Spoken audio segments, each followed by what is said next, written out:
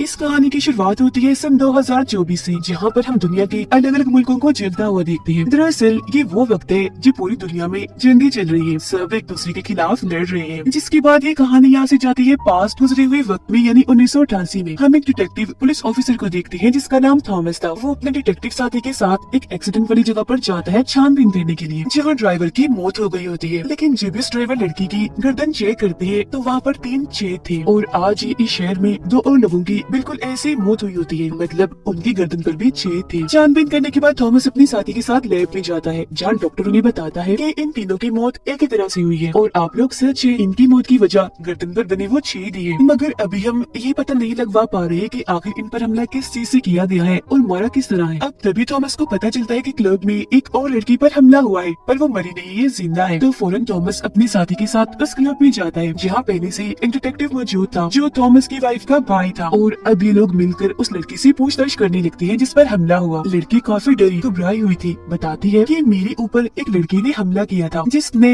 नीले रंग की हुडी वाली जैकेट पहनी हुई थी और उसके हाथ पर खून भी लगा हुआ था। अभी वो ये बातें उन्हें बता ही रही थी कि तभी उसकी गर्दन में दर्द होने लगता है। दर्द इतना बढ़ जाता है कि तड़प तड़प की उसकी मौत हो जाती है। चेक करने पर उसकी गर्दन पर भी वो निशान मिलते हैं, जिससे उन्हें समझ आ गई थी कि इसे भी उस लड़की ने ही मारा है जिसने आज उन 3 लोगों को भी मारा है। तो इसलिए ये लोग हर उस लड़की को गिरफ्तार कर लेते हैं जिसने नीले रंग की हुडी वाली जैकेट पहनी हुई थी, और पूछताछ करते हैं। अब जब थॉमस अपने साथी के साथ गाड़ी में था तो तभी उनके सामने नीली हुडी वाली लड़की आ जाती है, जो अपना मुंह छुपाकर फिर रही थी, और उन्हें देखते ही अचानक भागने लगती है। तब थॉमस भी अपने साथी के साथ फौरन भागता है, उसका पीछा करने लगता है। वो लड़की भागते भागते एक रेलवे स्टेशन पर आ गई थी। थॉमस के साथी ने उसे छुपा हुआ देख लिया था। वो चुपके से फिर आगे बढ़ के उसे पकड़ भी लेता है, लेकिन वो खुद को छुड़वाते हुए उसे एक बोर्ड में दे मारती है, जिससे उसका एक पैर टूट जाता है। और फिर तभी यहाँ थॉमस भी पहुंच चुका था, जो उस हुडी वाली लड़की को गन पॉइंट पर ले लेता है। वो फिर मुड़ती है, यहाँ हमें उसका नाम पता चलता है जो राया था। वो थॉमस को बताती है कि तुम्हारी वाइफ का बच्चा होने वाला है ना, आज उसकी बेटी होगी, जिसके बाद अफसोस तुम्हारी वाइफ की मौत हो जाएगी। थॉमस उसकी बातों पर यकीन नहीं करता और उस पर झपट पड़ता है पकड़ने के लिए, जहाँ इन दोनों के बीच हाथापाई होने लगती है। थॉमस ने उसका पैर पकड़ लिया था, लेकिन राया चलाती सी थॉमस की हथकड़ी से उसे ही बांध देती है। लेकिन जब वो वहाँ से जाने लगती है तो थॉमस के हाथ में उसका वो हथियार लग जाता है, जिसके जरिए छेद करके उस सबको मारती है। वो फिर उस हथियार से राया की टांग पर वार कर देता है, जिससे उसका बैलेंस खराब हो गया था, और आती हुई ट्रेन से जैसे वो टकराती है, ट्रेन उसे उड़ा कर ले जाती है और उसकी मौत हो जाती है। उसे मारकर थॉमस सुकून का सांस लेता है, क्योंकि उसने इस केस को हल कर लिया था। पर जब वो बाहर आता है तो उसे पता चलता है कि मेरी वाइफ को हॉस्पिटल में दाखिल कर लिया गया है, क्योंकि आज उसकी वाइफ का बच्चा होने वाला है। फिर जैसे थॉमस हॉस्पिटल गया, उसे बताया जाता है कि आपकी बेटी हुई है, जो बात उस हुडी वाली लड़की यानी राया ने बताई थी। पर वो इस पर ध्यान नहीं देता, क्योंकि उसका मानना था कि ये बस एक इत्तेफाक है। तभी एक पुलिस ऑफिसर आकर थॉमस को बताता है कि वो लड़की राया जिसकी मौत हो गई है, उसकी लाश को चेक करने पर उसकी बाजू में से गोली मिली है, जिसका मतलब है किसी ने उसको गोली मारी थी। पर थॉमस इस बात पर ध्यान नहीं देता, क्योंकि वो बहुत खुश था आज उसकी बेटी पैदा हुई है। मगर तभी डॉक्टर परेशानी की हालत में थॉमस को आकर बताता है कि इस दौरान तुम्हारी वाइफ की हालत खराब हो गई थी, और हमें अफसोस के साथ कहना पड़ रहा है कि हमने तुम्हारी बेटी को तो बचा लिया, पर तुम्हारी वाइफ को नहीं बचा पाए, उसकी मौत हो गई है। ये जानकर थॉमस एकदम टूट जाता है। वो दुखी तो था ही, पर हैरान भी, क्योंकि राया ने भी उसे यही कहा था, जिसका मतलब था कि उस वक्त वो थॉमस को उसका फ्यूचर आने वाला वक्त बता रही थी। और ये सवाल थॉमस के दिमाग में चलता रहता है कि उसे ये बात कैसे पता चली। अब ऐसे ही कई साल गुजर जाते हैं, पर आज तक थॉमस को उसका जवाब नहीं मिला। जब थॉमस की बेटी बड़ी होकर आज पूरे 9 साल की हो गई है, यानी आज उसका बर्थडे था, और क्योंकि आज के ही दिन उसकी वाइफ की भी मौत हुई थी, तो वो अपनी बेटी को लेकर उसकी कब्र पर जाता है, जहाँ उसकी वाइफ की कब्र पर किसी ने पहले से फूल रखी हुई थी। उसे लगता है या तो मेरे डिटेक्टिव साथी या मेरी वाइफ के भाई ने ये किया होगा। पर जब वो दोनों को कॉल करता है तो उन दोनों में से किसी ने भी ये फूल नहीं रखे होते। वो सोच में पड़ जाता है कि फिर ऐसा किसने किया होगा। कि तभी उसके पास कॉल आती है और उसे बताया जाता है कि शहर में एक खून हुआ है, जो बिल्कुल वैसे हुआ जैसे आज से 9 साल पहले यानी 1988 में उन 4 लोगों का हुआ था।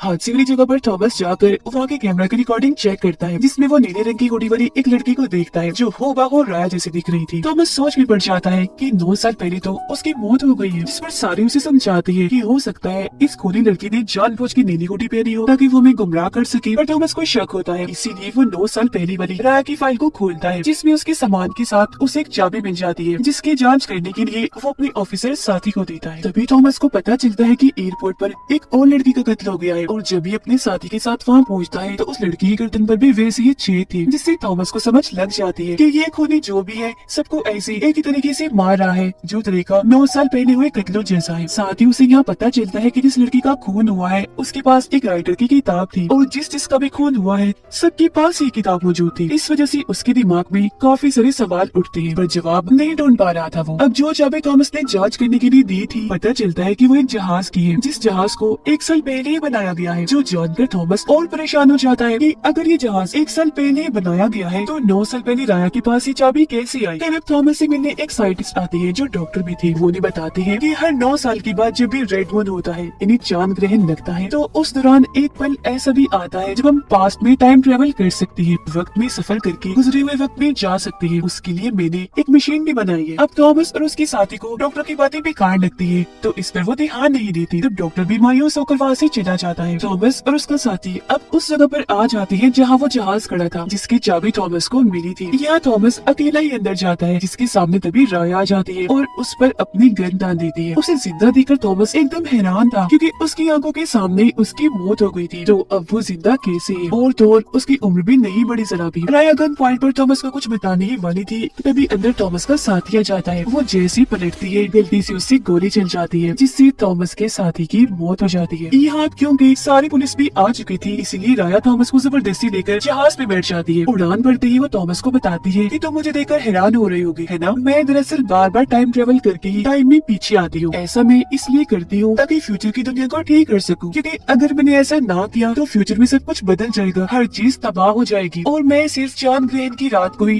टाइम ट्रेवल कर सकती हूँ। तब थॉमस सोचने लगता है कि ये तो वही थ्योरी है जो कुछ देर पहले डॉक्टर ने भी बताई थी। आगे कुछ बोलने से पहले राया थॉमस को धक्का देकर नीचे पानी में गिरा देती है। वो जैसे तैसे पानी से बाहर आ चुका था। अगली सुबह पुलिस जब छानबीन करने यहाँ आती है तो उन्हें उस प्लेन के टूटे हुए टुकड़े मिलते हैं, जिसका मतलब था कि इनका प्लेन तबाह हो गया था, पर राया का कोई अता पता नहीं था। थॉमस सबको बता ही देता है कि उस लड़की राया ने मुझसे बात की, टाइम ट्रेवल करके वो टाइम ही पीछे पास्ट में आती है। लेकिन जाहिर है किसी को भी उसकी बात का यकीन नहीं होता। इसके बाद हमें 2006 का वक्त दिखाया जाता है, यानी 9 साल और गुजर गए हैं, जहाँ थॉमस की जिंदगी पूरी तरह बदल गई है। यहाँ तक कि उसने पुलिस की नौकरी भी छोड़ दी है और हमेशा वो चांद ग्रहण के बारे में ही पढ़ता रहता है। उसे काफी अरसे से वो साइंटिस्ट डॉक्टर भी नहीं मिली। उसकी बेटी बड़ी हो गई है जो अपने मॉम के भाई के साथ रहती है। अब थॉमस को पता चलता है कि 1988 में एक और कत्ल भी हुआ था, पर उसकी कोई रिपोर्ट इनके पास नहीं आई थी, इसीलिए वो उसकी कब्र पर जाता है जो एक राइटर था। कब्र खोदकर जैसे उसकी स्केलेटन यानी कंकाल को चेक करता है तो उसकी गर्दन पर भी छेद थे,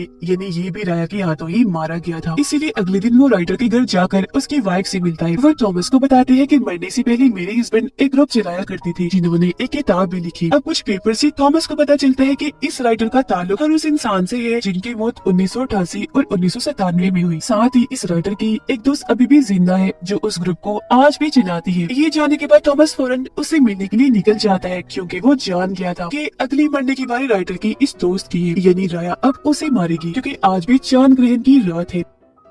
अब उसके घर ये पहुंच तो गया था पर काफी देर हो गई थी क्योंकि राइटर की वो दोस्त मारी गई थी। और फिर तभी थॉमस को राया दिख जाती है जो वहाँ से भाग रही थी। वो जल्दी से उस पर गोलियां चलाने लगता है। एक गोली आकर उसके हाथ पर लगती है पर फिर भी वो वहाँ से भाग जाती है। थॉमस उसका पीछे करता है, देखता है कि वो समंदर किनारे बने एक बड़ी सी पाइप में चली गई है। उसके पीछे जब वो भी जाता है तो पाइप की उस पर उसे टाइम मशीन दिखती है जिसके अंदर राया बैठ चुकी थी। पानी मशीन में बढ़ता जा रहा था और फिर एक तेज रोशनी के साथ ही मशीन वहाँ से गायब हो जाती है। दरअसल वो टाइम ट्रेवल करके 1988 में आ जाएगी जहाँ थॉमस की वजह से उसकी मौत हुई। उसका सबूत ये है कि उसकी लाश में से वो गोली मिली थी जो अब 2006 में थॉमस ने उसे मारी है, जिस गोली के बारे में पुलिस ऑफिसर ने आकर थॉमस को बताया भी था जब उसकी बेटी पैदा हुई थी। और अब यहाँ थॉमस को सारी बात समझ आ गई थी। तभी इधर पुलिस भी आ जाती है। हालांकि थॉमस उन्हें बहुत समझाता है पर एक तो कोई उसकी बात का यकीन नहीं करता, साथ ही उसे गिरफ्तार भी कर लिया जाता है क्योंकि पुलिस को लग रहा था कि राइटर की दोस्त को इसने ही मारा है। जिसके बाद हमें 2015 का वक्त दिखाया जाता है, यानी 9 साल और गुजर गई है और थॉमस आज भी इस अजीब केस को हल करने में लगा हुआ है। वो हमेशा उस पाइप के बाहर रहता है जहाँ से राया अंदर टाइम मशीन में गई थी और आज भी चांद ग्रहण की रात थी। थॉमस को यकीन था कि राया जरूर आएगी। हालांकि आज उसकी बेटी का बच्चा भी होने वाला था लेकिन वो वहाँ नहीं गया क्योंकि वो राया को पकड़ना चाहता था। उसके जहन में सालों से जो सवाल है वो उनका जवाब चाहता है और फिर आखिरकार वो टाइम मशीन वहाँ आकर गिरती है, जिसके बाद राया उस पाइप के जरिए बाहर निकल कर आती है। तब थॉमस उस पर गन तान देता है और पूछता है कि बताओ तुम कौन हो, आज तुम्हें बताना ही होगा। तो वो बताती है कि मैं राया आपकी नवासी हूँ। मैं बार बार टाइम ट्रेवल कर रही हूँ क्योंकि आपने ही मुझे ऐसा करने के लिए कहा था। साल 2024 से मैंने अपना सफर शुरू किया था, जहाँ दुनिया जल रही है, तबाह हो रही है क्योंकि पूरी दुनिया में जंग भी छिड़ी हुई है। और ऐसा उस राइटर की किताब से हुआ है जो उसने 1988 में लिखी थी, क्योंकि किताब को पढ़ने से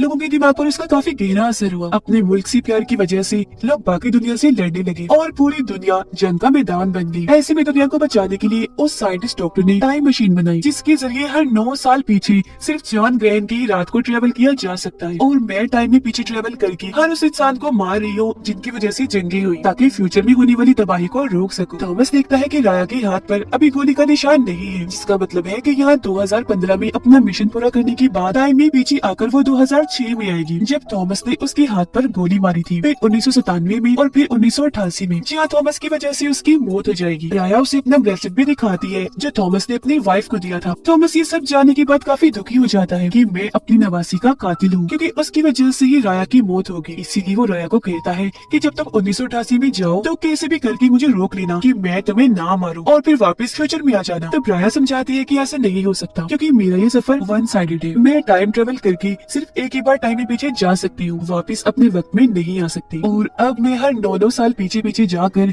1988 में राइटर को भी मार दूंगी, ताकि वो किताब ना लिखे जिसकी वजह से जंग हुई। तो बस ये सारी सच्चाई जानने के बाद काफी दुखी हो जाता है। तब राया उसे कहती है कि आप हॉस्पिटल जाए, क्योंकि आज मैं पैदा होंगी। इतना कहते हैं खुद वो यहाँ से निकल जाती है। थॉमस हॉस्पिटल आता है तो उसकी नवासी यानी राया पैदा होती है, जिससे वो बहुत प्यार करता है। और राया 9 साल पीछे जाकर हर उस इंसान को मार देती है जो जंग होने की वजह बनी। और आखिर में राइटर के पास भी पहुँच गई थी जो किताब लिख रहा था। किताब ही क्योंकि जंग की वजह बनेगी तो पूरी होने से पहले ही वो राइटर को भी मार देती है, जिसके बाद उन्हें फ्यूचर यानी 2024 का वक्त दिखाया जाता है, जहाँ पर सारी तबाही वापस मुड़ना शुरू हो जाती है। सब कुछ ठीक हो गया था, मतलब यहाँ जंग कभी हुई ही नहीं। राया पूरी दुनिया को बचाने के लिए अपने इस मिशन के दौरान मारी गई, लेकिन उसने अपना काम पूरा कर दिया। वो लोग इंटरटेनमेंट नहीं चाहते, उनका यहाँ कोई काम नहीं। और जो लोग इंटरटेनमेंट चाहते हैं वो सब्सक्राइब कर लें।